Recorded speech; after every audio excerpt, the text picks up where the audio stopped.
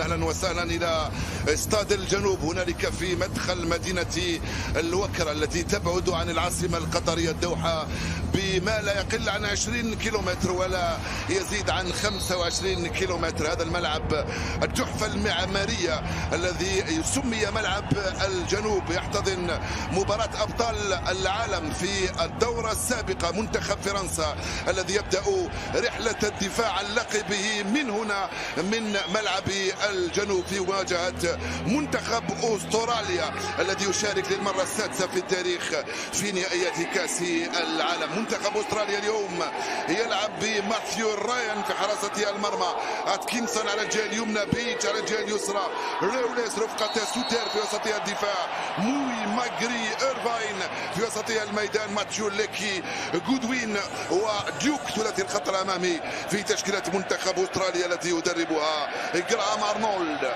في الجهة المقابلة منتخب فرنسا بطل العالم طبعا في هذا المونديال من دون كريم بنزيما. على الجهة اليمنى محاولة الموضوع راي صعبة عرضية خطيرة خطيرة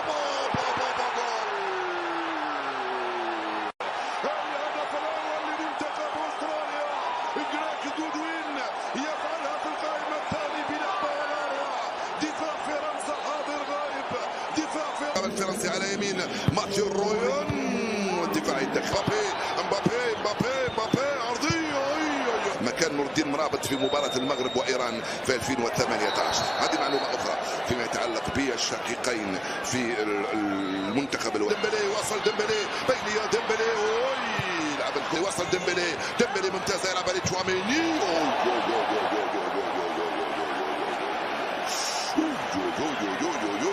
تدخل قوي من إيرفاين في هذه الكرة.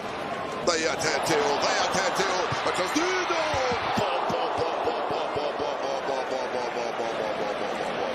ميتشيل جوك يسدد صاروخ بيمناه، كاد يصل لعثمان ديمبلي، يدخل ديمبلي مر، تيو يرفع الكرة خطيرة،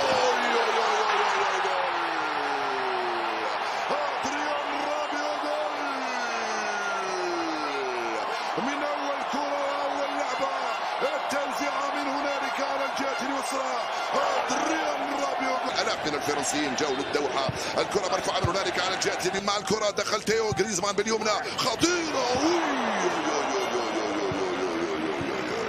أنت يا جيرو لا تسجل هكذا الأهداف من كرات سهلة، تسجلها من كرات صعبة. بابي وغريزمان، بابي عرضية جيرو، وسط ممتازة لبابي، رابيو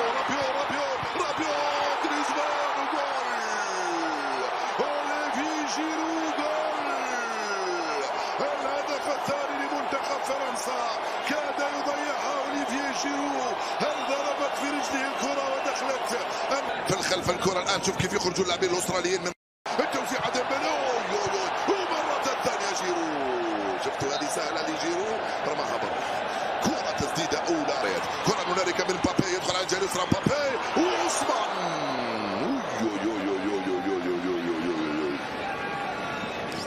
لعبوا 7 مباريات، لعبها هو 7 مباريات، ديمبلي مبابي وغريزمان.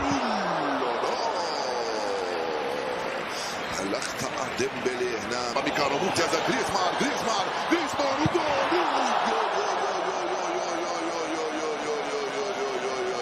انت غريزمان وليس مبابي، لا انت اوليفيه جيرو وليس، لانه المباراة هذه صراحة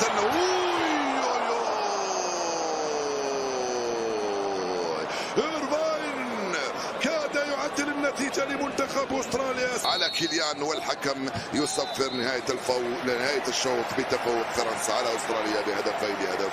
عاد يلتقي بكم مع بداية الشوط الثاني بعد حين بإذن الله تعالى.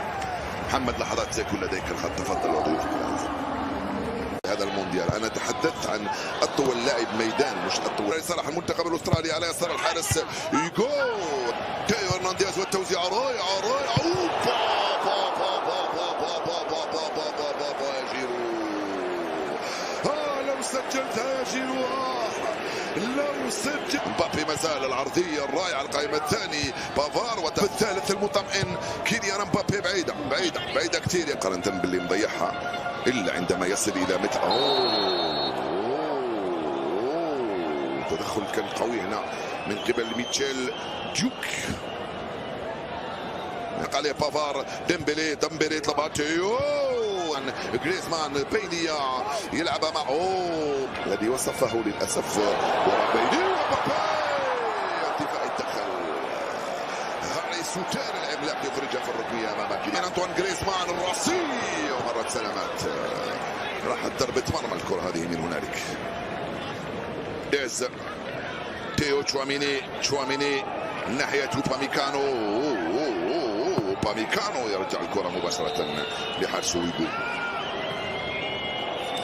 يبقى ديمبلي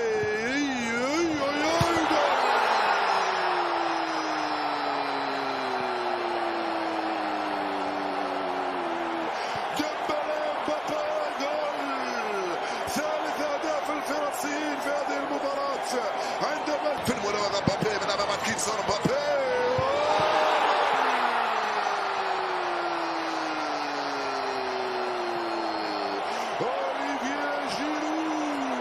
يسجل